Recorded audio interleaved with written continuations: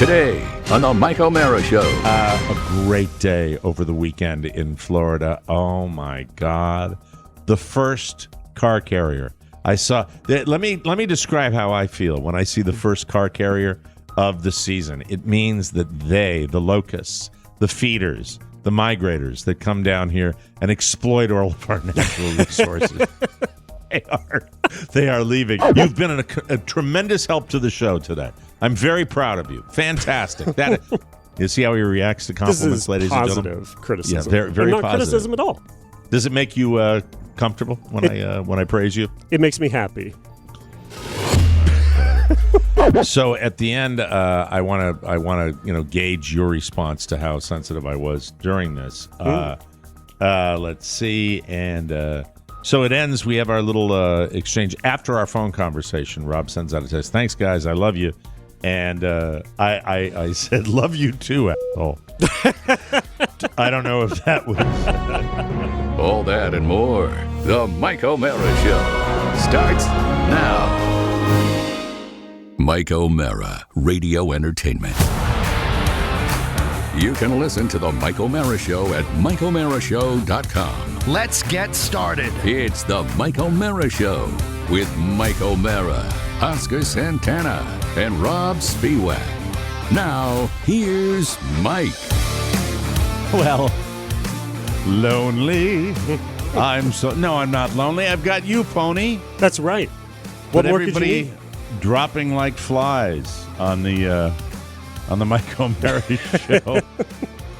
It is such a weird time. I don't know. I'll look back on this time as being very odd, very, very strange. But yeah. So what about 7:43 or whatever? We got word that our boy Oscar has come down with something that I guess his mom... Was that Shannon who was texting you and I? Is that who that was? Yeah, that was Shannon this morning saying that Oscar was throwing up and had something that he thinks his mom had.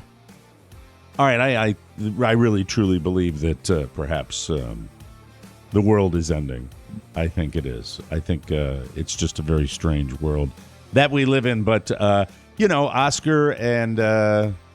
apparently his mom had something over the weekend. He caught it. And so about 2 o'clock in the morning, he was sick to his stomach. And, normally it would be a no problem at all thing. It's just weird with Robb out as well.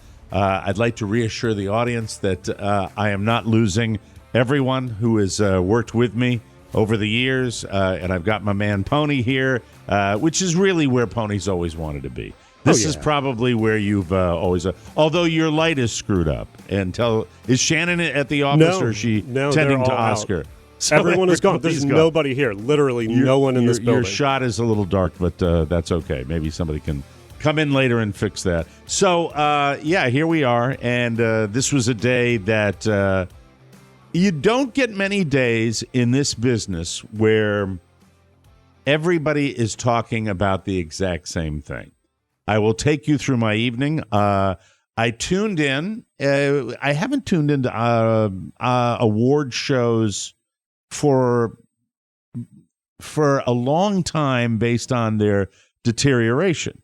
And with the blow up of the Golden Globes, which was the only one I really enjoyed, and I only enjoyed it when Ricky Gervais was hosting because celebrities were being taken down a peg, that went away. And then these award shows have declined in ratings. They've declined in popularity. People have not paid much attention to them.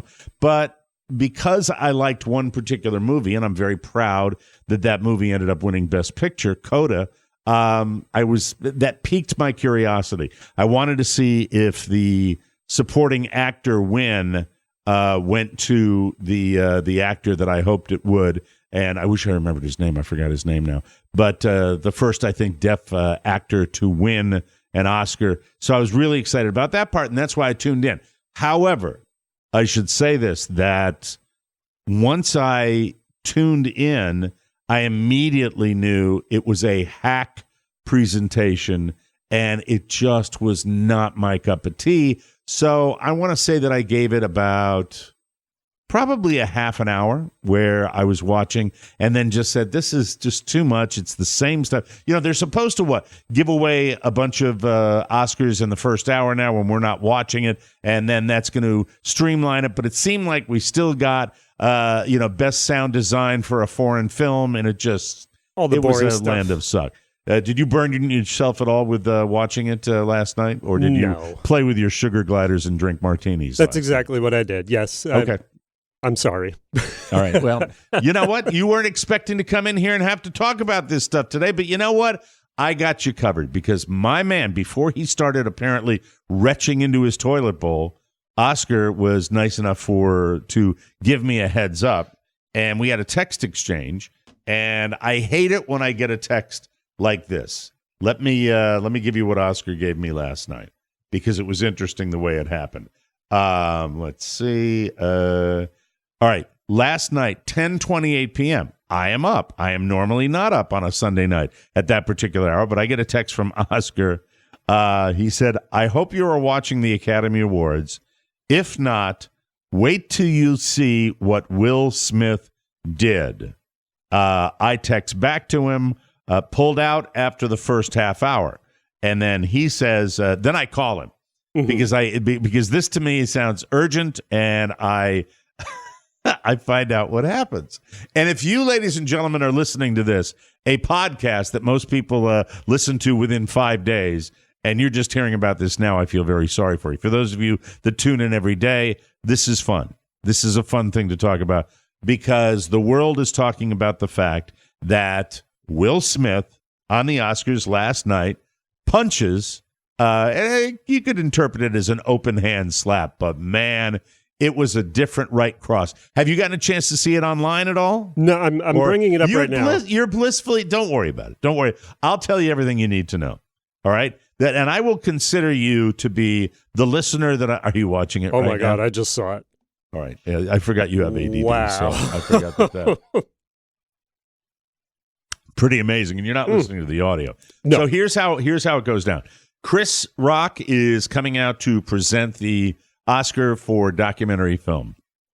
And he rolls out on stage, and he's doing what Chris Rock does. Chris Rock is a comedian, and he's making his jokes, and he's having his fun. And then right before the incident, he makes a G.I. Jane reference to Jada Pinkett Smith.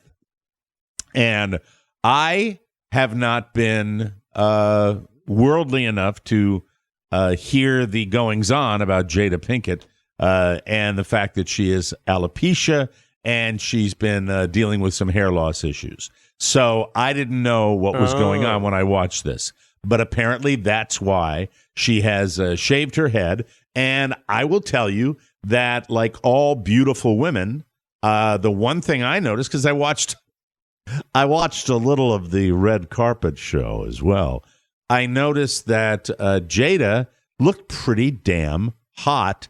Like many women, that's the style where women have, shaved their heads down, or they do it for a role, or they do it for support of somebody else.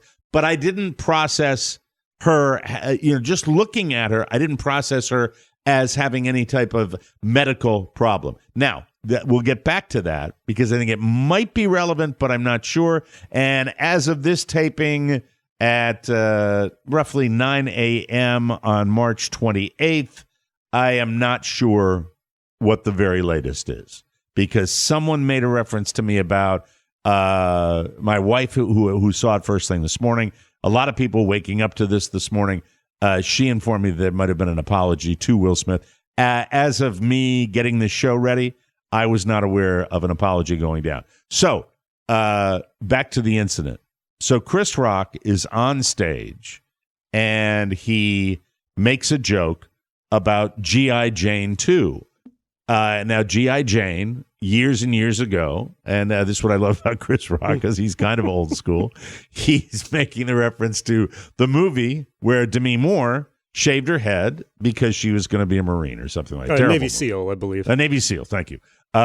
Just not a good movie, really. If memory serves me correctly, not a delightful film. That's just what I remember, And so the reaction, and I've watched this dozens of times, hundreds of times. I've watched this clip. No, I've only watched it a few times. But you see Will laugh, and then you see Jada look disgusted, like she's offended, like she's not happy.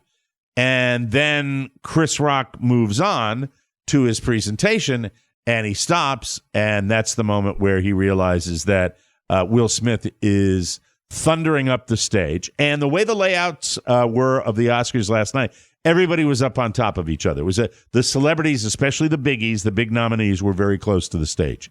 So close that they were sitting in easy chairs, and Will Smith just got out of his chair, and it was a few steps over to Chris Rock. And then, boom. And the first time I see it, I am seeing it with the edited version. Then somebody, it's just so, there's so many different layers, and I haven't even gotten into the analysis of this yet, as to how it's going to make people feel and who's on Team Will, who's on Team Chris. So the edited version, there's the slap, and then there's nothing. There's no audio at all. It's just a question of you see Chris Rock's lips moving, but nothing's happening. The unedited version has Chris getting slapped, and they said, wow. And Will goes back to his seat and says, don't let my wife's name come out of your mouth, or something like that, your effing mouth. And he's screaming at him. We'll have the audio, by the way, the edited audio. Well, I'll play it twice for you. This is what happened after that. You hear, I'll give you the two clips right away. I'm screwing up my audio vault, but I'll play them again because, why not? When we're depleted in crew, I might as well get the prerogative to play things twice. This is the slap, and this is what went down. This is the audio. Jada, I love you. G.I. Jane 2, can't wait to see it. All right?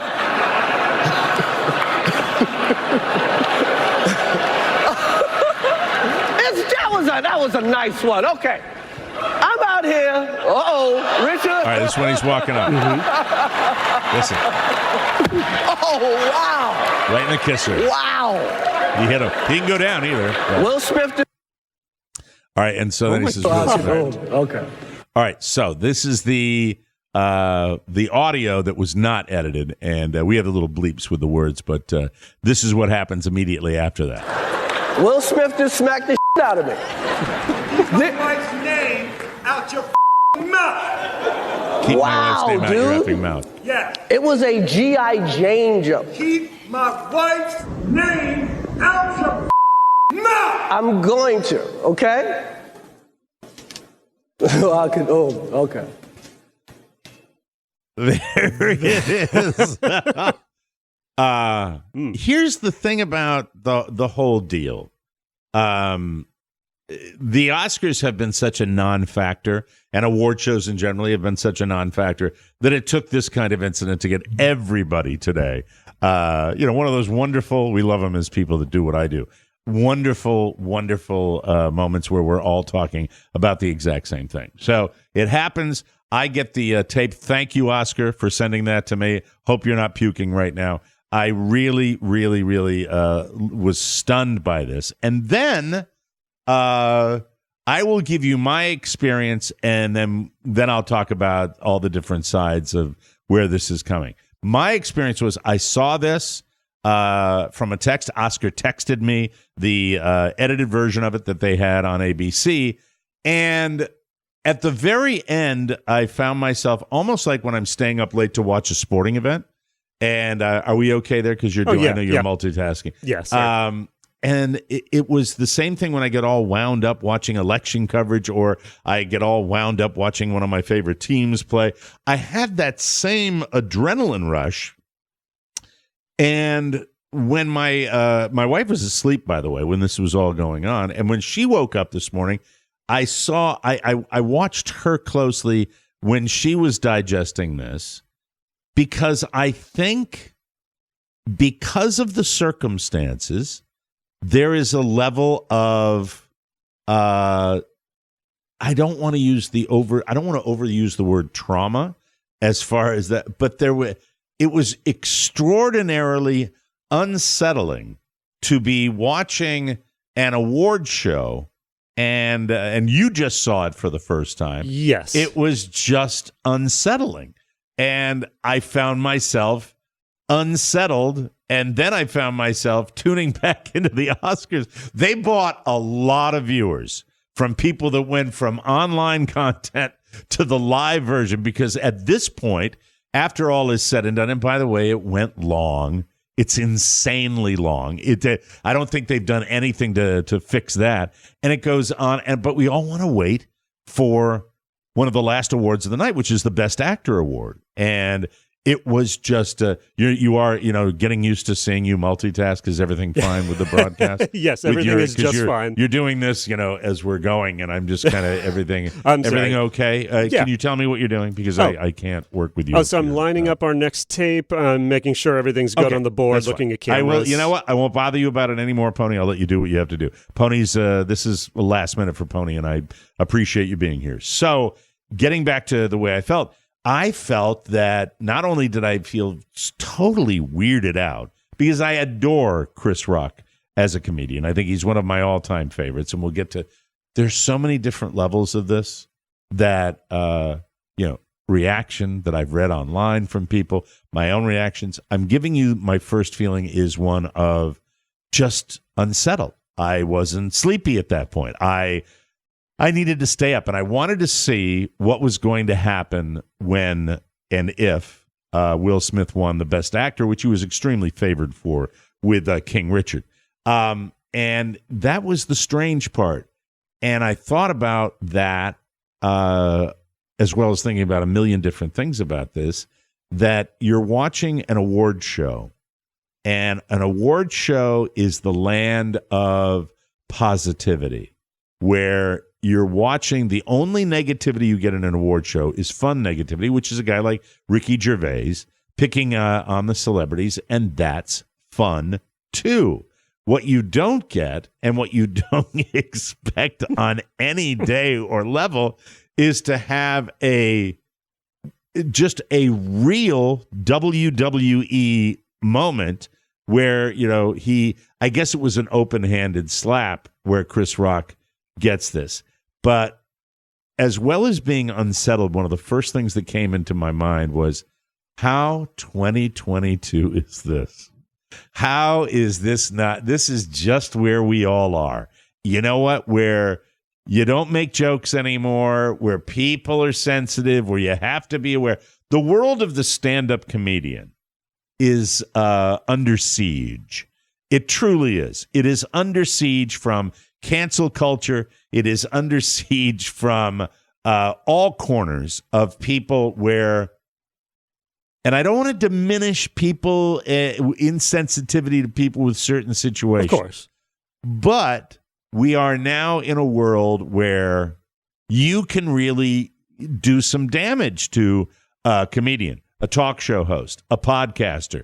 If you choose to, you can rock their world. You can rock their world, because we're in a world now where your reaction is more important than anything else. How you feel is more important. We're that's where we are. That's where we are with comedians that talk about not being able to do college campuses anymore because they can't do some of the material they've done before. And that's probably why I go back and I look at Don Rickles and I watch that old school, politically incorrect, insensitive stuff, because that was, you didn't think about that 2 seconds afterwards. And I know that I've done material in my career where I've been called out on it, but nothing like certain comedians. And so that popped into my head where I said, oh, isn't this 2022? Now where you're, and Will Smith goes back to his seat after assaulting Chris Rock and sits down and then, overlaps at a couple of comments. I think Diddy made a comment about they should go to the after party and settle things, and he's laughing out loud. And then the night goes awkwardly on. Now, so much with it. God, I can't believe that I haven't even gotten to a third of this yet. The Oscars themselves were unfunny. The three comedians were, the material was just a suck fest. It was so. It started with a Beyonce video where she was walled off. I think she was in Compton, based on the Williams sisters movie, and King Richard. And so it's the tribute to Queen Bee again, which seems like every award show we ever have is a tribute to Bee. So I'm sitting there, oh, this is a land of suck, and I don't stick with it very long. And then the Amy Schumer trio with Wanda Sykes and Amy Schumer and a comedian, Regina, I forgot what her last name is. It's just not good. It's not funny. It's not well produced. It's not. There were delays, and the whole telecast made me bag it after about a half an hour. So I didn't watch the whole thing. And then suddenly, and you can give Will Smith credit for this, everybody is talking about this, but they're talking about it for the wrong reasons. And they're talking about it because of this incident. There's a school of thought, Pony. There's so many different schools of thought. There are the people that are Team Smith, and there are the people that are Team Rock, and then there are the people that are saying the whole thing was staged. I can tell you, based on someone who has been in that situation, not on camera, not publicly, that I do not believe that it was a staged event. I don't think it was. No, I don't think so strange. either. It was weird. It was too awkward. Yeah, and, it was very bad. awkward. Yeah. The reaction from Chris Rock was, I totally empathize with Chris Rock, because at that particular point, I said, oh my God, he is just trying to get through this, and he's just been smacked. And, Chris Rock kind of talks like this with the lower jaw a little bit, but it looked like me. I thought for a second that he was truly injured with this. And it looked like he'd gotten messed up. And then there are people that immediately said, because of Jada's condition. I didn't have a clue about Jada's condition.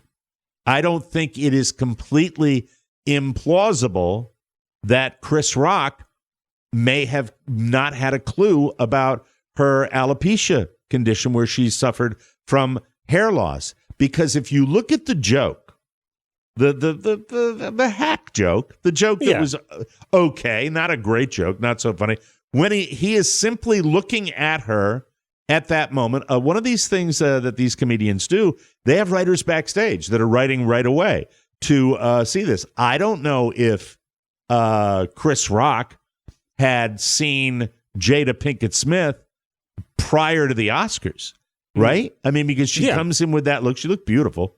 She really did. I mean, she's an absolutely stunning woman.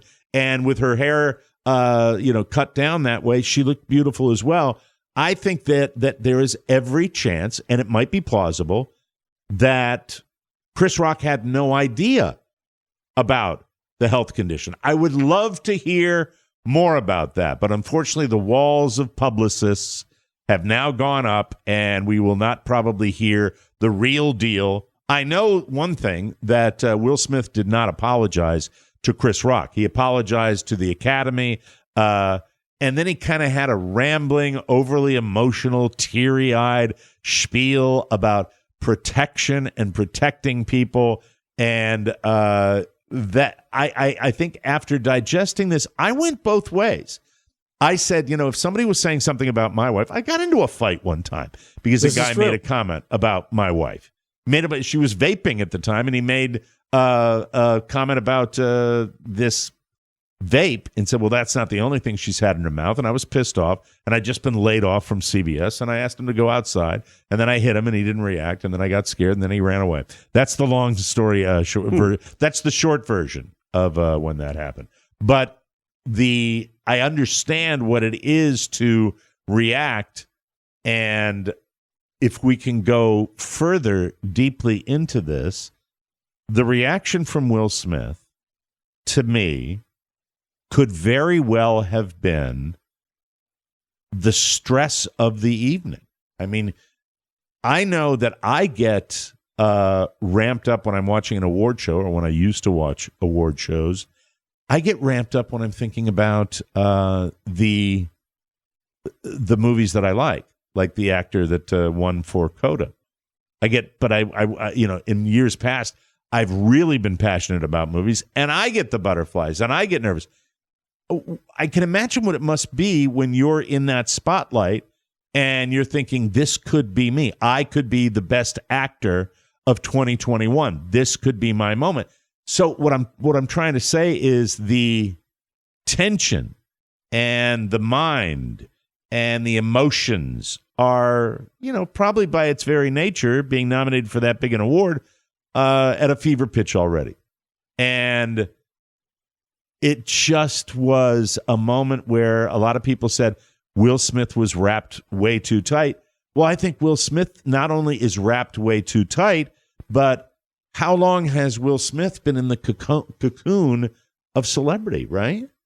I mean, how long has he been in this world where he is? I mean, Fresh Prince of Bel-Air. Prior to that, he was a very successful musical artist, and he's been dealing with this. He's been in that bubble forever. Wild West. Somebody said self-absorbed moron. Self-absorbed Hollywood moron. I think what I think about this is that he definitely has demonstrated in the past that he's self-absorbed. He has definitely demonstrated in the past, and his family's demonstrated, that they're in that kind of Hollywood bubble where, weird stuff happens and we're so important. All of these celebrities, I think it's by their very nature of having that level of smoke blown up their ass for that long, would be a little diluted into what's real and what's not real. So when I watched this, my first reaction was, there's a man defending his wife's honor. When I first saw it, I'm like, why did he do that? But then when I read deeper about the fact that she's got a medical condition, because that's where my mind went right away, I'm watching this and I'm saying to myself, Jesus, what's the deal? And then when he accepted the Best Actor, he's crying, he's apologizing to the Academy, said he hopes they have him back. He's talking about protecting people. And then he did make a reference to Life Imitates Art, which was funny because Richard Williams in the movie and in real life, obviously, was a very protective father, an insanely protective father who, by the way, gets his ass kicked. And see, when I'm talking about this, my mind goes down another road where I'm like, yeah, maybe it was staged. But no, the movie's already out. So. They've already promoted the movie. No, I don't think that happened. It is just weird, and the word would be unsettling. And I know that I do wish to see more of what happened for real if they ever get out there. The whole thing about Chris Rock, and then we get to the bully level, I mean, Will Smith played Muhammad Ali. Will Smith has been cut and buff in all of these movies. Will Smith is a big guy, and, Chris Rock is the size of my 8-year-old son. So on the bully level, you look at that, and you're walking up to a guy that, you could kick his ass in a fight. It would be like me walking up to you, Pony. That's what it would be like, fair. Where I would do that. That's fair. It's just weird. It's so weird. And you blissfully, what were you watching last night? Or were you just, playing with your figurines and drinking martinis? What was, when somebody misses this, I'm just curious. I was watching a TV show that we'll talk more about later. I think you'll enjoy it. A pick. That's right. That's your TV reco? Yeah. All right. Are you ready to give me a name yet, or do you want to hold it off? Well, we can hold back for a bit. All right. Very good. That's the way you do things. Not seeing this in real time and then diving into it after the fact was just surreal for me to see. And I was up till like 1 o'clock in the morning because I just couldn't wind down after this. And I went all the way with the Oscars. Coda, bravo. The feel-good, thank God the feel-good hit of the season won. I don't know if you've seen it yet, but it was spectacular. It really makes you feel good. And it's a triumph for humanity and an affirmation of decency in people. So that was the movie that I was glad won the Oscars. So at the end of the day, on this just ridiculously poorly produced program, and bad jokes. And by the way, when I say tone deaf Oscars, I wrote the horribly unfunny, poorly produced, socially tone deaf Oscars. You have really no significant mentions of the conflict in Ukraine, the war that's going on right now, which was stunning to me. A few actors did. There were a few comments here and there, but I think they, they're the voice, and they're a world voice, and I think they could have done a lot more. And this is on the heels of Amy Schumer announcing to the world that she wants to be more political at the Oscars, and no one's going to tell her what to do, and that was BS. They were so manic about the way they were doing this. Here's my formula, all right? Can we get back to a man or a woman, one person who comes up on stage, has writers that give them great jokes about Hollywood and actors, and we'll be done with it. And you know what? I'll even go so far as to say, if you want a musical number like Billy Crystal, throw that in if it makes you happy. Do that too. But it was a terrible, in my humble opinion. I mean, every element of it, as far as the technical production, all of that. And it didn't matter at the end of the day because they were rewarded by one of the best scenes that we've ever seen. And I'm talking about the kind of scene where somebody screams in a department store, not the kind of scene in a movie where this happened. Now, a lot of people initially, I think, were defending Will Smith for defending his wife's honor when he does that. And then a lot of people today, it's kind of shifting more. I have come down, and I'm ready to make my decision right now. I am Judge Mike O'Mara, and I will tell you that I'm hypocritical because I have been in a situation where things got a little physically violent. I'm not proud of that, and that's the key point. Not proud of that. There were many, many ways that Will Smith could have handled this if he was that pissed off, and I think that when he did this, he's the one that's going to be in damage control mode for a very, very long time.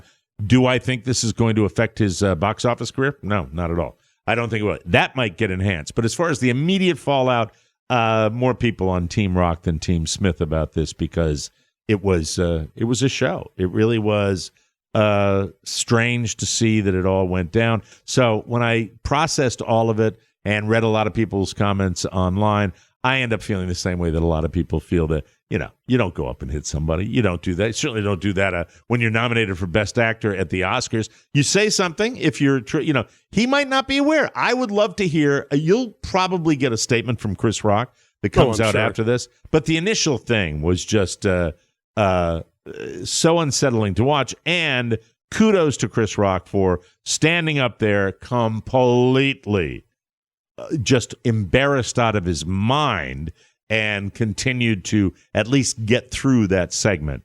I have to be Team Rock on this because even if he did know about the situation, it was a bad joke. It was a cruel joke probably, but did not warrant the physical altercation. And then Will Smith went right back to his seat. And that's what it is. But it's so funny to witness everybody immediately taking the sides, this guy and that guy, when we really, really don't get an explanation. We probably never will of what happens. But I know what it is to have a loved one that, somebody makes an insult about. And Pony, I know you never will. No, we don't make jokes about Glenda. We love Glenda. So, you've never really experienced, that feeling that someone is doing, or maybe you have. Are you going to tell me now that I've done something in the past that's been horrible? No. Because maybe I've mentioned your mom or something in the past. No, I mean, you guys only say horrible things about me, which is fine. Okay, yeah. Well, and we love you, so that's okay. And, at the end of the day, I have to side with the comedian who's up there just trying to make people laugh. That's all it's about, just trying to make people feel good and get through his little segment on the largest stage in the world. And it's weird. I'm still unsettled about it. That's why I've been talking about it for a half an hour. It's weird. It was definitely unsettling. I mean, it's a physical assault for what is a joke that you would hear at any roast. It would have been fine if Smith got up and cursed him out or something, said what he said is fine. But I mean, striking someone in the face during a production, it's just unwarranted. Have you ever been in a physical confrontation of that kind? Even when you were a child? Oh, yeah. When I was younger and in school, I'd get in fights now and then. But I mean, certainly not at work. It is childish, ultimately. I mean, it's expressing your anger in the most, childlike way you can by physically lashing out. And as somebody who, I look, I own the hypocrisy of it. I did challenge the guy. By the way, it was strange when I hit the guy and he didn't react. It was really weird. I guess it says something about my physical conditioning. By the way, I fell back on my little Western boots, then blew my knee out, my ACL, and then my hips were bad after that, and so it ruined my life. So the moral of the story is don't do anything physically to anybody. So that covers a little bit. We'll replay those tapes in the audio vault and take a short break here. Later in the show, we'll have an update on our boy Robb. Oscar and I got a chance to chat with him yesterday, and we'll have some words about that and more fun and more thrills, including a TV reco from Pony. We'll be back with the news after this. Marriage. No, I'm not going to do that. I'm sorry. We love the people that support our bonus show. Really a terrific way to support the show and to get some wonderful uncensored content. It's the TMOS bonus package. Go to MikeO'MaraShow.com, click the banner mark TMOS bonus packages, and get it today. Oh, by the way, did we mention it makes a great gift for the TMOS fan in your life? Buy one for them and for yourself. The TMOS bonus package. It's what you want, and besides, you deserve it. Order it today. Wonderful. Welcome back to the Mike O'Mara Show, brought to you by Sunday. You know, it's hard to imagine, but spring is almost here, and if you want a soft carpet of grass under your feet, you'll need your lawn back. Sunday gets your grass growing and keeps it healthy all season long. Their custom plans include fertilizer and everything you need to easily care for your lawn. And with ingredients like seaweed, iron, and molasses, you can feel good with kids and pets being around. All you have to do is visit GetSunday.com, put in your address, and their lawn analysis tool does the rest. It's so cool the way they do it. They use soil and climate data to create a personal nutrient plan delivered to your door when you need it. Then all you do is attach the ready-to-use pouch to a garden hose and spray. It takes less than 15 minutes. Best of all, this stuff really works. I've used it. I know it's very easy and it's very quick. Sunday can help you grow a beautiful lawn without the guesswork or the nasty chemicals. And Sunday is offering our listeners 20% off.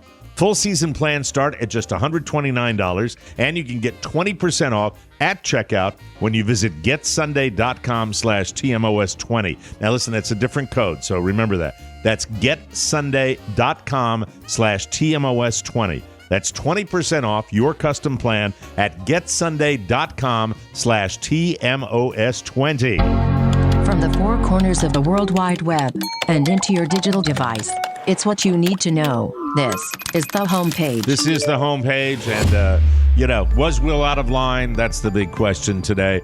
Should he and Jada be able to take a joke, just like the bazillions of other celebrities who've been made fun of at award shows? You would think so. Most people would. But there's one detail that, justify, if you're in that camp, maybe justifies Will's actions. Jada shaves her head due to a medical condition. She has alopecia, which causes hair loss. I always thought alopecia was the skin disorder. I thought that's what it was. I didn't think it was a hair loss thing. I think it is a skin condition that causes patchy hair loss. Okay. Well, she shaves her head due to a medical condition.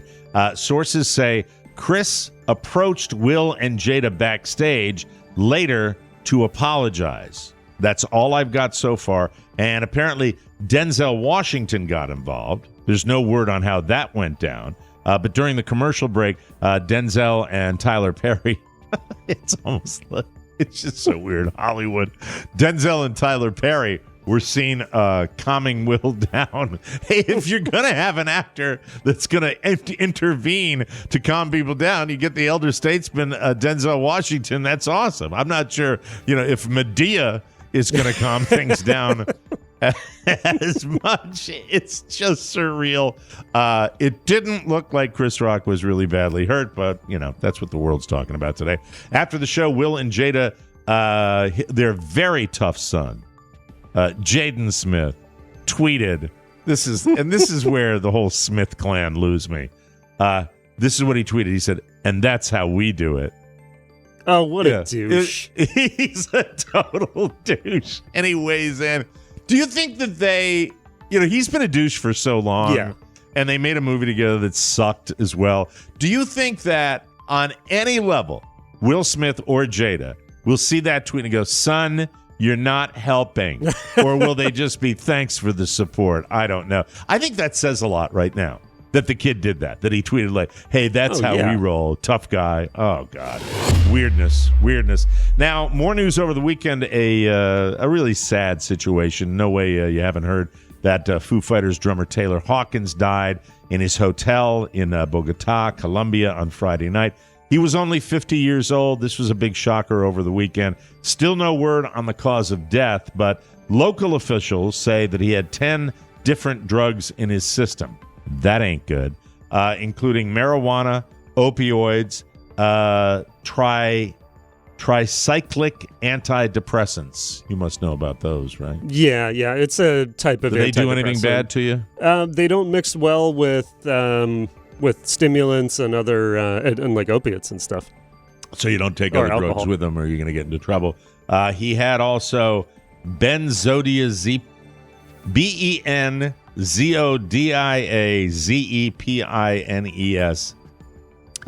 Benzodiazepines. That's a muscle relaxer, so some kind of barbiturate. Yeah, used to relieve stress and anxiety and to help people sleep. God, man. Stay away from that crap. He passed away as fans were starting to gather for the band's performance in Bogota. Paramedics responded to a call about a patient with chest pains. When they arrived, they were unable to revive him. Obviously, the show was canceled. The Foo Fighters have already returned from Bogota to L.A. But you do know about a person when you read all of the tributes just pouring in about Taylor Hawkins. And I think it came through when you'd see him in interviews or you'd see him on stage that he was a good guy. So that just sucks. And, when you've got somebody that is involved, with substances, you can't, it doesn't matter. Right? I think we've learned that over the years, and it just sucks. Another person gone, probably because of that. I don't know if we'll get more information, but, it's sad, and especially sad when somebody is such a good guy and so beloved in the music community. I'd say best drummer in the world. I mean, I think he's fantastic. Phenomenal. Yeah, because Dave Grohl's a great drummer. He was one of the best. I saw him play drums live. Really incredible. And, as a drummer myself, just so for a little guy, too, a little wiry guy, so incredibly strong. Michael Che told his audience at a stand-up show on Saturday that this will be his last year doing Weekend Update on Saturday Night Live. He said, quote, "This is my last year. My tie is a clip-on, right? What man wears a clip-on tie to work for 8 years? That's embarrassing." So I don't know why he maybe was joking, but yesterday he said on Instagram, quote, "I'm not leaving SNL." So he had a panicky moment, too. "I said it at a comedy show and some dork transcribed it and wrote an article." In the caption, he said, quote, "To comedy fans, please stop telling reporters everything you hear at a comedy show. You're spoiling the trick." Well, don't say something stupid when your fame is predicated on being on national television, dummy. Come on. He's been hosting Weekend Update with Colin Jost since 2014, and I think they've evolved into the role. I think they are better than they were at the very beginning, but, he's worried about that, so that's Michael Che news for everybody. A new study found your coworkers might actually like to hear your thoughts on how bad they are at their job. I'm just the messenger. As long as it's constructive. When you think of all the criticism and I'm going to use Oscar now because I don't yell at you nearly as much as Oscar does. True. Would that be accurate? Oh, absolutely. Of all the criticism that has been heaped on you in your association with this particular program, can you break it down to any kind of percentage of what criticism has been positive and what has been constructive? Can you say, You know what? I would say it's like delivered in a negative way a lot, but it's positive. It's usually helpful. This is a pony answer. I don't that was know a how classic to answer pony answer. Well, it's supposed to be you like to get constructive criticism at the office. I know, in the business of show, there is no one who likes to get criticism. There's certain people who react to it violently, where they slap somebody in the face. No, I'm sorry. That's getting back to the other thing. It's found that most people are receptive to feedback than you think, but we usually don't say anything because we don't like confrontation. Well, that's not the case with this show either. There's some people on this show that absolutely adore confrontation. There are. Sorry. Not proud of that. But anywho. So what's this mean? It found most people are more receptive to feedback than you think, but we usually don't say anything because we don't like confrontation and we don't want to seem rude. Is that the person that's receiving it that doesn't want to seem rude or doesn't want to get fired? Yeah. I think they're saying the receiving end may not respond in a way that, obviously they're not going to get excited and happy, and they may not say anything, but supposedly they enjoy receiving this criticism. I'm not sure how they went about testing this, though. With work feedback, they said there's an easy way to decide if you should speak up. Just ask yourself, would I want them to be honest with me if the roles were reversed? Well, la-di-da, da-da-da-da-da. Who knows? I don't care. Doesn't matter to me. I try to give it... we try to be honest. This is true. That's it. That's the way. People can tell if you're not being honest. A new study estimates, that humans could have the capability to live up to 150 years, even though there are no verified cases of a person living to be older than 122. That was the max. Groups of geniuses, this is what the story says, scientists and internet billionaires have all been looking for ways to crack the code on aging. So a new study analyzed 70,000 participants. That's a big study. And they studied them up to age 85 to see what might be possible based on their ability to fight disease, risk of heart conditions, and cognitive impairment. They found that not a single participant showed the biological resiliency to live to 150 by today's medical standards. So researchers concluded that the absolute limit of the human lifespan should be between 100 and 150. Now the hard part, how to slow or reverse the aging process. The scientists and the science is complicated and hypothetical, but basically the code they're trying to crack involves understanding the life cycles of cells. It's all on the cellular level, and then finding ways to keep DNA from degrading as it replicates. A scientist said, quote, if DNA is the digital information on a compact disc, then aging is due to scratches. We are searching for the polish. So, yes, a scientist who's working on the futuristic research was just dropping a compact disc reference. Thank you. I don't get it. I don't know whether it's true or not, but, we'll see. Basically, and I studied a bit of this in college. You have your DNA, which is like code for all the proteins in your body, and that's how you're built. And every time your cells divide, your DNA divides as well. And there's a little bit of stuff at the end of the DNA that's kind of like gibberish. And that, a little bit of that gets lost each time. And eventually, as you get older and older, you run out of gibberish and it starts eating into the real important code. Well, that's right there. Right there, Mr. Science. You've been a tremendous help to the show today. I'm very proud of you. Fantastic. I didn't know anything about that. I didn't get that at all. Good job, Pony Boy. You rock. You see how he reacts to compliments, ladies and gentlemen? Positive criticism. Yeah, very not positive. Criticism at all. Does it make you comfortable when I praise you? It makes me happy. And now a little something. A man in Chile turned a wedding into a stoner's paradise. You'll like this, Pony. When he baked his sister a magical wedding cake laced with marijuana. We've had a lot of marijuana on the show lately. It had guests dancing all night.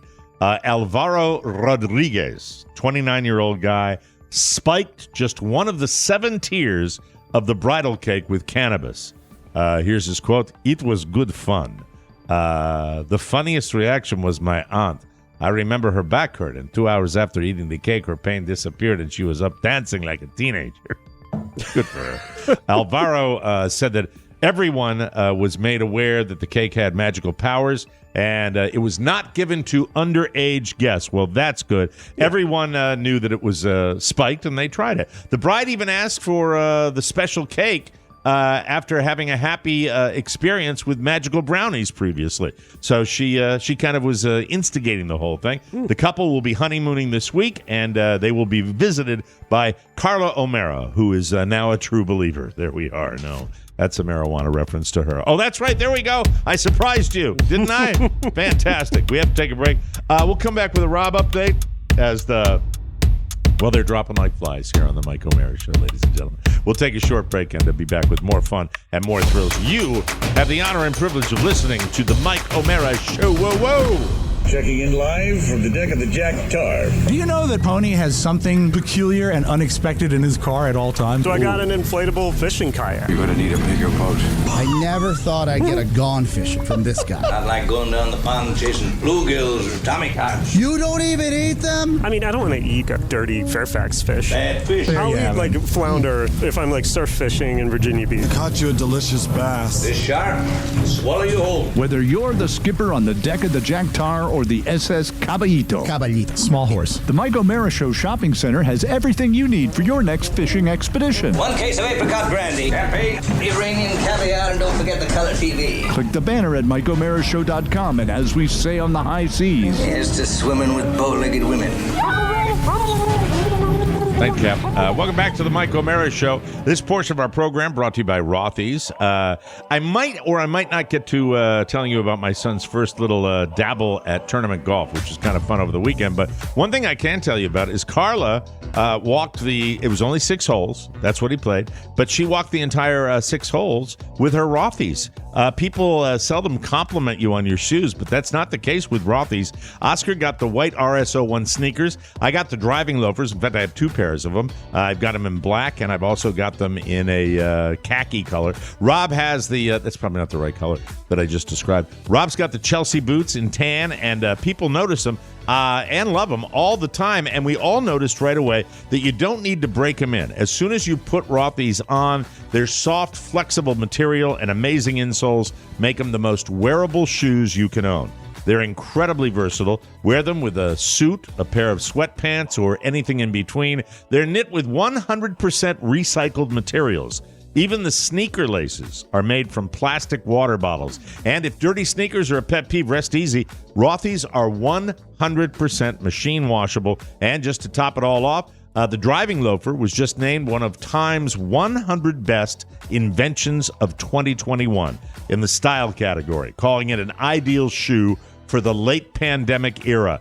Nice. Step into something fresh with the spring edit from Rothy's. With new products for both men and women, you can get something for yourself or someone else. For a limited time, you can put your Rothy's on and get your footwear for $20 off your first purchase at rothys.com/TMOS. That's $20 off at rothys.com/TMOS. Okay, yesterday, before I guess Oscar started booting, well, Oscar didn't boot until after the Oscars because we had a nice conversation during the middle of it. But Oscar's sick today. His mom apparently had a 24-hour bug, and Oscar's got the same thing. So we're letting Oscar get well, and he should be back with us tomorrow.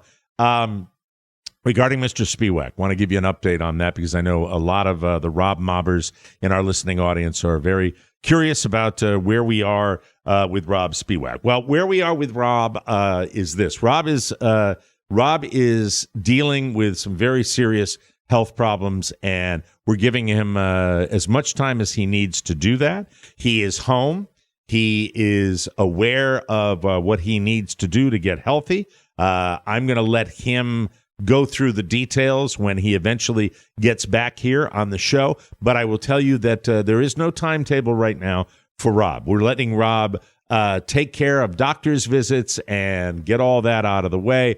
And Robb will come back to us when he's ready to come back to us. And I see you. Why are you grinning? Why are you? What? There might be a visit tomorrow. That's all I'm going to say. Oh, yeah. So you've heard that from him that he might pop in and talk about it. Okay. He sounds tired and he sounds like he's been through it, but he's still Robb. And look, we are more than just business associates, especially me and Rob. Rob and I know that it's very popular for people to talk about the punching bag syndrome with me and with Rob. But the bottom line is, in real life, Rob and I will be celebrating, I think, next month, our 30th year together. So we've been at it a long time, and it's more than just having a radio comrade. It's caring about people, and Oscar's the same way. When it comes to Oscar and Oscar's connections to the medical community, he's reached out and, through his sister and his brother and both of their spouses, who are also medical professionals, he's helping Rob with his issues. I have, if you think I'm being cryptic about what's really going on, I'm not. I'm just letting Rob be the one to talk to you about what he is dealing with. But, when he got back from the hospital, I breathed a sigh of relief. I think he's got some issues that he has to deal with, and he'll tell you all about that when he's ready. There's no rush. The discussion we had yesterday was that, what do you need from us? What can we do going forward? How are you? He understood that. There was a lot. It was very, very lovey-dovey. There were a lot of loves being thrown around as far as that, because interestingly, when this all went down, it was a week ago that we took Monday off, because it was a gut shot that one of our own was in a medical situation like that. It's tough to deal with. It's tough to deal with somebody who has some problems that are more than a hangnail. You really have to take pause and value the most important things. For those of you that listen to this every day, we value our listeners more than anybody else. We truly do. We also value and respect your curiosity about the situation and your concern about the situation, and we want to honor that. And I think after the conversation with Rob yesterday, we plan to do that and let you know what's going on. But at the same time, what was happening yesterday were, three friends talking to each other and, validating the commitment to going forward, helping each other and helping Rob, and Rob helping us in any way he can. It's just been probably one of the more difficult times in my career, having to, have a person go down and realize that, this is something that is long-term and has to be taken care of. Now, please don't do this, listeners. All right, I know you love to get online and you love to talk about stuff, but I don't want to see. Rob will be back soon enough to tell you what he's dealing with, and I don't need any speculation, because I think that's just not pleasant. So if you can avoid doing that, I have no control over whether you do, but it would be nice if you avoided that for the time being, because he's going to come back here and he will be, he will be the old Rob coming back on the show. I don't know if you've had any personal contact with him, Pony. I think you've probably texted him or texted Carrie. I'm not sure what your contact has been, but he's the same old guy. And the funniest thing I will share with you, have you had any contact with Rob? Yes, I was texting back and forth with him yesterday, seeing how he's doing, seeing if he'd be able to do some tests today to test some equipment. And okay, good. It sounds like he's doing better.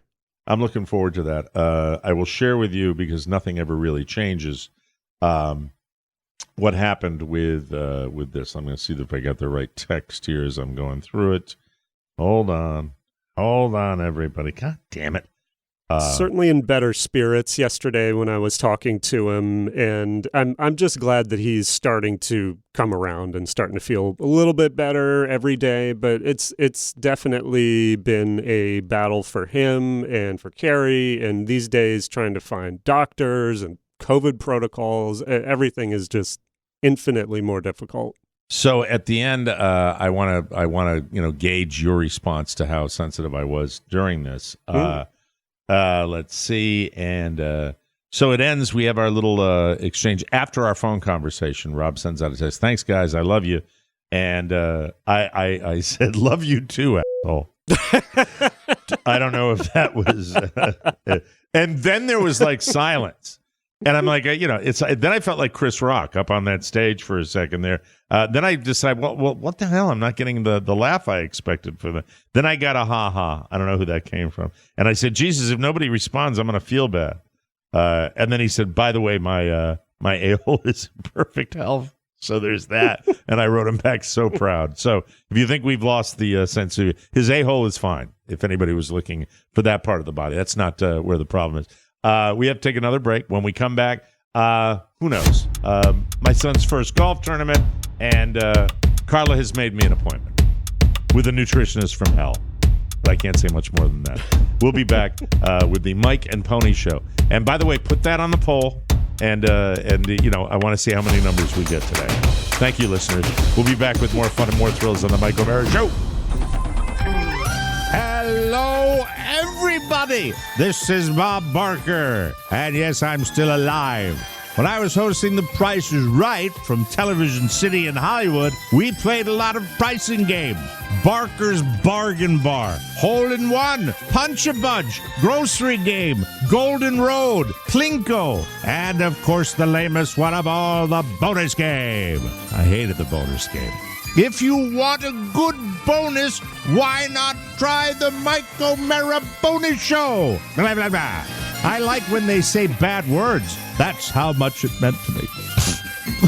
You can buy it at MikeO'MaraShow.com. It's a fun way to support TMOS. Thank you. And don't forget to help control the internet population. Have your podcasters spayed or neutered. Goodbye, everybody. Thanks, Bob. Welcome back to the Mike O'Mara Show, brought to you by Liquid IV. You know, one of the most important parts of my show prep every day is making sure I have my Liquid IV. You see, making hydration a priority helps us feel better on a day-to-day basis. Just one stick of Liquid IV Hydration Multiplier in 16 ounces of water hydrates faster and more efficiently than water alone. Plus, Liquid IV has incredible hydration flavors like watermelon, lemon lime, grape, pina colada, and my beloved strawberry. Plus, it has 3 times the electrolytes of traditional sports drinks. And another thing I'll mention about Liquid IV, I love drinking it. If you are like dehydrated, you come in from exercise, you come in from anything where you feel like you need to get water into you, it's so... I don't know how to describe. I guess the way I would say, it's almost like I'm describing a wine or a bourbon or something. It drinks so easily. Does that make sense? It drinks so easy because it's so, especially the strawberry, it just is so delicious. I can't get into my body fast enough. It has 3 times the electrolytes of traditional sports drinks, non-GMO, and free from gluten, dairy, and soy. Liquid IV has cellular transport technology, CTT. It's the optimal ratio of glucose, sodium, and potassium to deliver water and nutrients to the bloodstream super fast. Plus, Liquid IV is out to change the world. They've donated over 20 million servings globally. Grab Liquid IV in bulk nationwide at Costco, or you can get 25% off when you go to liquidiv.com and use code TMOS at checkout. That's 25% off anything you order when you use promo code TMOS at liquidiv.com. Experience better hydration today at liquidiv.com. Excuse me. Welcome back to the Mike O'Mara Show. Oscar has the Pukey Pukies today. I know he was fine right around 10:30 last night when we were talking about the incident at the Oscars, but Pony manned up and popped into the co-host seat today and is not only running the board but doing a great job hanging out here. And I know that while everybody, some of us were watching the Oscars, Pony, you were diving into a TV show that you were very excited to tell me about when we came in today. Lay the reco on me, please. Okay, there's a new show on HBO Go called Peacemaker.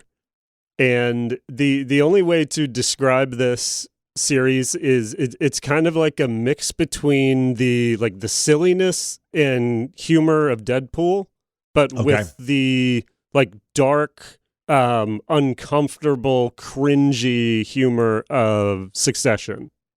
Okay, and, so it's that it would be darker than Deadpool, right? Oh, very much so. Yeah. Is it superhero-y as well, or is it not? You know, it's so hard to try and peg any category for this. It's hysterically funny. John Cena does an amazing job. as Really? the main character. Yeah, it's John Cena as a like an ultra conservative like vigilante superhero anti-hero type character who has a pet bald eagle. I mean, it's like everything, like over the top patriot. That almost sounds like a Colbert Report type Yes. of thing that he's doing with that, Yes. you know? Yeah. And the flag all everywhere on the American flag. What's it called again? It's called Peacemaker. It's on Peacemaker. HBO. It is And he- hysterically Does he kill funny. a lot of people? His motto is, "I love peace so much that I will kill however many men, women, and children I have to get it." All right, I get it. That sums it up right there. That sounds good. Peacemaker. On HBO. HBO. What is HBO? I get HBO Max. HBO Max. I'm sorry. I always say, I don't know why I say Go. It's not 'cause of what HBO it used Go. to It's be. HBO Max. Hey, quick sidebar, as our Oscar Santana would say. A great day over the weekend in Florida. Oh my God, the first car carrier I saw. Let me describe how I feel when I see the first car carrier of the season. It means that the locusts, the feeders, the migrators that come down here and exploit all of our natural resources, they are leaving. And it was a little earlier than I expected, which was an even more. I'm going off to drop my kid off at another neighborhood down the road with our friends Scott and Jennifer and their son, who's Michael's bestie right now, is named Austin. Great kid. They spent the entire break. He played so much Fortnite that, and congratulations, by the way, on the victory royales, kids. Nicely done. Very good. At least you got time to swing the golf club a little bit. I'm driving into their community and I see the first one. And not only do I see it, but I see them loading it up. I see the old people standing next to their cars because we're not going to drive ourselves. We're going to fly. Because now, look, if I could afford it, I would do it when I'm going up north. But I don't. But it is a sign that so many wonderful things are going to happen. You're going to be able to go into a store parking lot and actually find a space. If you feel like going out and having a dining experience in a restaurant, you're actually going to be able to go out at maybe 6 o'clock on a Friday and actually get into a restaurant. It's you're going to be able to drive with less traffic and less really stupid moves, like pulling into your lane when they're taking a left-hand turn. It's a special time down here in Florida when the car carriers arrive. And then just like it's depressing when they're all coming from up north, which happens anywhere between usually November and February. So they're leaving, which is great. What percentage would you say of the population decreases when this happers? Like how big Not of a enough. change? Yeah. Not enough. I truly, all I know is that the snowbirders, and I'm a transplant. I get it, but I make my home down here. My son is in school down here. So I think I have a say in talking about them when they leave. The population just gets noticeably larger. I have never broken it down. I don't know if anybody ever has broken it down as to whether or not that's that's a thing. I don't know if you could measure that. I know that it does get ridiculous here anywhere from the end of March to the end of February till the end of March. And to see that happening early. By the way, Easter is normally when that's their line. That's when they do that. They don't go back home for Easter. All the Midwestern Protestant holidays they enjoy from the Midwest. But they, if it's an early Easter, so if Easter falls in the beginning of April, it's usually a good thing. I'm going to sneeze. Hold on. Wait, it's coming. And there's something in the air down here. My family and I have been sneezing like crazy. At least I'm not throwing up like Oscar. So want to say bye. Don't let the ass hit you in the enjoy your flight. Get on that plane as soon as you can. And thanks for supporting the trucking economy by overpaying to get your car shipped to your little Midwestern town. Thank you. That's all I want to say. Saturday was the first. I think I put it in my mind that it was a golf tournament for my son. My wife posted some nice photos, but it really, really wasn't. It was more like kitten wrangling, where I had a choice of putting my son in a 9-hole tournament. He's never played competitive golf at all. In fact, he doesn't play competitive with me. We mostly go to the range together. So He was wrangled with 7 other little twitching, running around 7, 8, 9-year-olds, and they were going to play 6 holes. And then the parents at this little golf course had the option to walk. And so I didn't realize until we got out in the middle of the course that there was one other couple that had a kid, and they were riding a golf cart. And I would have jumped all over that. But Carla guilts me out into that. Oh, you don't want to walk? You want to be the fat man that's riding? Yes, I do. Yes, yeah. I want to be the fat man riding. So it really wasn't competition other than 7 kids got up, 7 kids hit golf balls, and then they went to the best ball that was hit. And my son did that a couple of times, had the best ball that was hit. And it's just the only thing I was concerned about during this tournament is when it's their time to hit their shot, they all get so close that about 20 times the coach, by the way, whose name is Thor, that is the name of their coach, and he looks like Thor. He has blonde hair, and the guy looks like he can wield the Thor hammer. He is huge, he is bulky, and he's a fantastic coach. But all he was doing, because when the other kids, the other 6, would crowd the kids that were hitting, and somebody was going to catch it in the mouth. And they'd have to have a Chris Rock moment. It was fun. It was exciting, but it was not what I expected. So we're going to move him up into the 9 holes, which I think is more of a type of competition. But it was not really. And we got him kind of psyched. Got him out there early. Let him hit practice balls. Good. Because he video gamed through most of his spring break, and I think that turns your brain to squash. Although I did sit in for a victory royale. Do you know what you've not played Fortnite, right? No. All I know is a royale with cheese. A royale with cheese is from Pulp Fiction. That was on the Oscars last night. A victory royale. This is how it works. Very simple. Fortnite is an online shooting game. And the best of my knowledge, because I watched one full game, I said, that's all I'm going to do.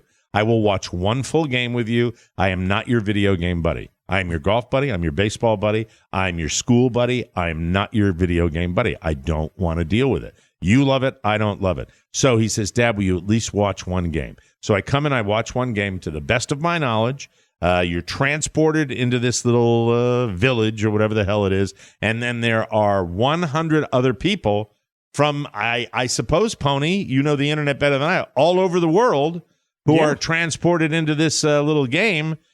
And the object is to murder them all. Yes. You murder them all, and then you get your victory royale. And I sat here and watched my son knock off, not all 100 because they kill each other too, but I watched my son become the last person standing on this game called Fortnite. And he was super psyched, and he did it, in a very, very efficient way. He's a skilled killer.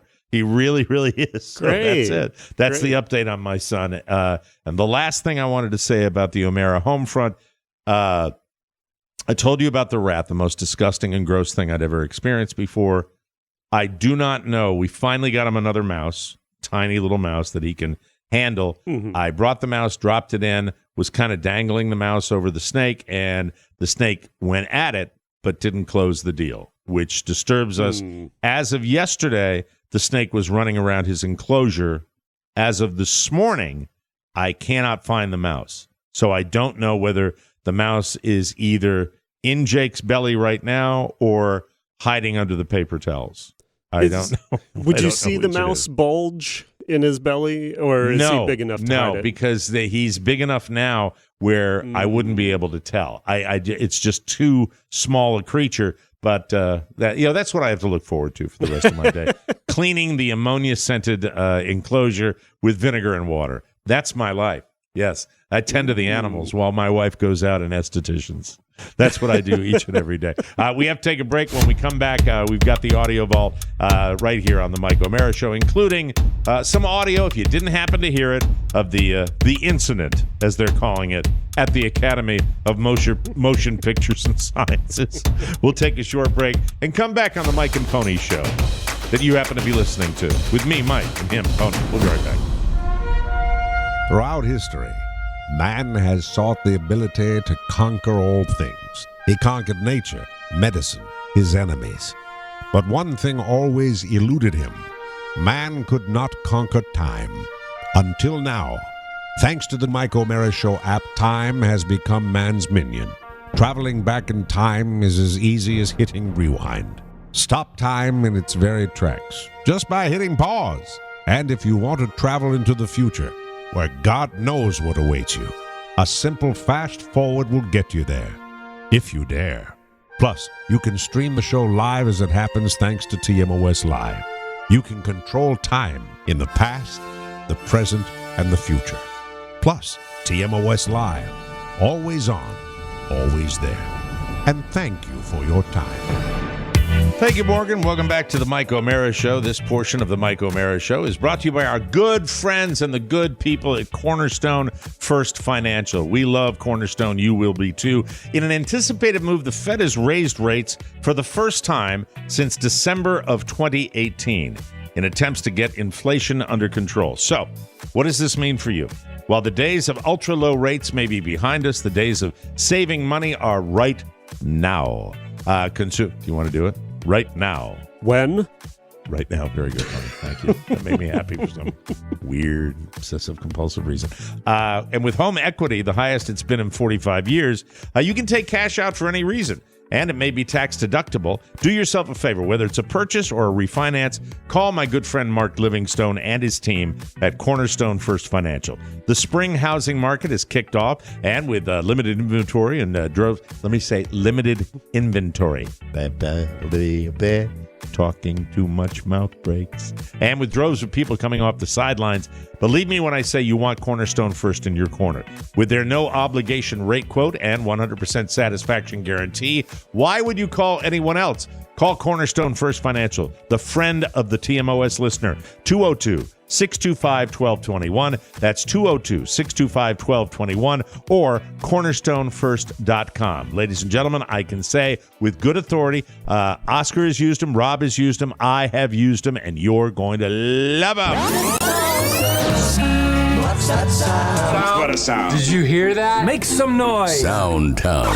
Soundtown, it is Soundtown. We're going to give a replay now for the Will Smith situation where if I'm repeating it and you're just tuning in, you go, what happened? I didn't listen to the front of the show. I didn't watch the Oscars. I didn't watch any videos of the situation. Will Smith slapped Chris Rock, and this is what it sounded like. Let's listen. Jada, I love you. G.I. Jane 2, can't wait to see it. All right?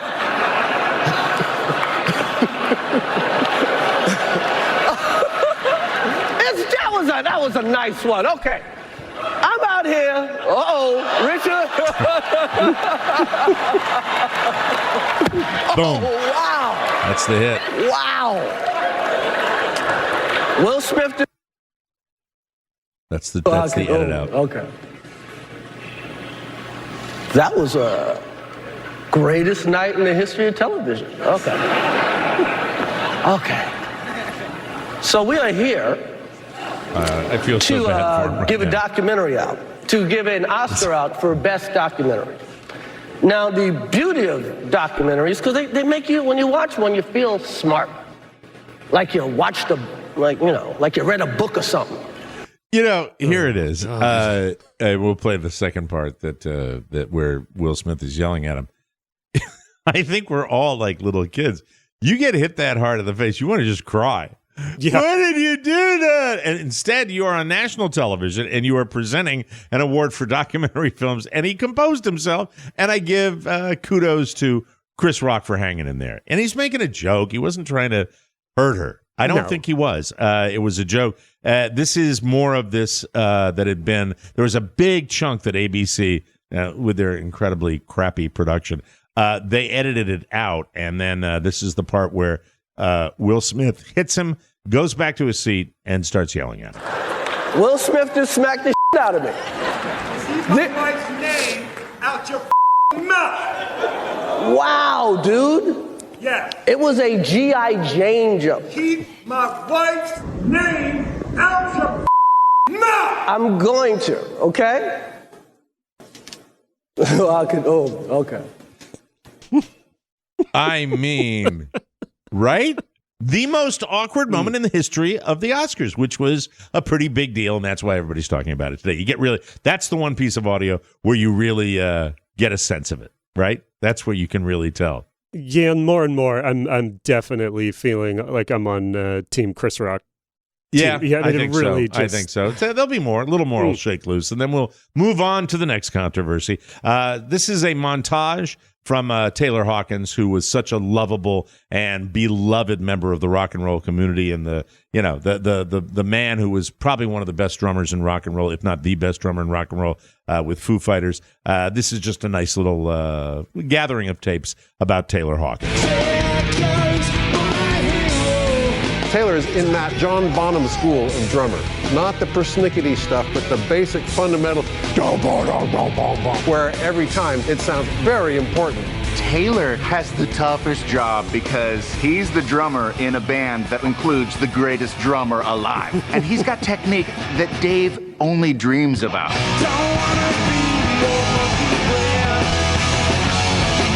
You're going to be inducted into the Rock and Roll Hall of Fame. Foo Fighters. First, I'd like to thank Dave.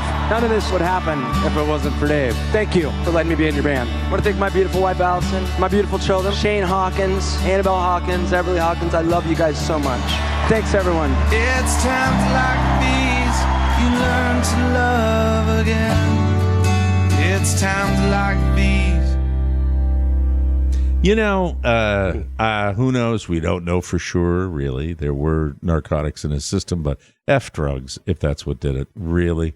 Oh, so sad. And such a tragedy that somebody leaves us that quickly. We're going to play a game now, Pony, you and me. Okay. I almost hesitate to do this because this game is not a ancient celebrity voice that it sounds like, but it's not super modern either, and it's maybe close to B-level celebrity. But there's a guy in a theater, I forgot where it was, I think it's the Midwest, who goes to one of those Prado-style theaters where you get your seats, the Alamo, where you get your seats assigned, right? Yeah. And, it's a deal. You pay for a seat, you get it on your ticket, that's your seat. Well, somebody comes over and points out to this guy that they're in the other person's seat, and this guy's having none of it. The reason I'm fascinated with this tape is because I want you to listen to and tell me the celebrity this most sounds like. We can wait till the end of the tape, and then you tell me who you think the celebrity is, all right? But when I heard this guy that's bitching in the seat and being a total douche nozzle, I suddenly stopped thinking about that and thinking about who the guy sounds like. So this is the ass that's in the theater. I pay my money. I have a right to it. Sit in your seat, correct? Yes, that's my not, seat. That's not your seat. How can you tell it's not my seat? Because your ticket has your seat number on it. Whatever. And this will be the last time that I come to this imagined theater. All right, great. I paid my money. Great. Does anybody please here don't come think back. it doesn't matter where you sit? It's not assigned seating. It is. Go sit in your own seat. Thank you. I'm not going to. Then I'm going to ask you to leave. You did, like 4 or 5 times. And that's why now we have a disturbance. I could sit right here. Sir, we're not doing this anymore. 1 seat off. Are you going to listen? All right, go ahead. At this point, you are disrupting the show for these fine folks. We're going to ask you to leave. We'll get you a refund, though. I don't know. I might want to be taken out in handcuffs now. Sir. I want more than just a refund. Okay. Can I get a drink? We'll take care of you in the lobby. Fine. And then I won't come back. Okay. Ever. Okay. And I'm going to make sure everybody knows about this. Okay. Goodbye, everyone. Enjoy your movie. Any guesses on who it's? And now that I hear it and I'm playing it on the show, I heard it over a different speaker, not as close as I thought. Any guesses? Jim Amato. That was better than I thought. I thought the guy sounded a little bit like Tom Arnold, with that stuffed up nose that he's got, that Midwestern accent. But Jim Amato has a Midwestern accent also. All right, we don't have any time to discuss it. Our last sound today on Soundtown, really to clean the palate with all the war in Ukraine and everything happening and the punch around the world from the Oscars. Let's end with a cat that sings the blues. That's right. I'm playing a cat sound. That's how sad it's been. Ladies and gentlemen, for your listening pleasure and to ease your mind today at the end of the Mike O'Mara Show, I give you a cat singing the blues.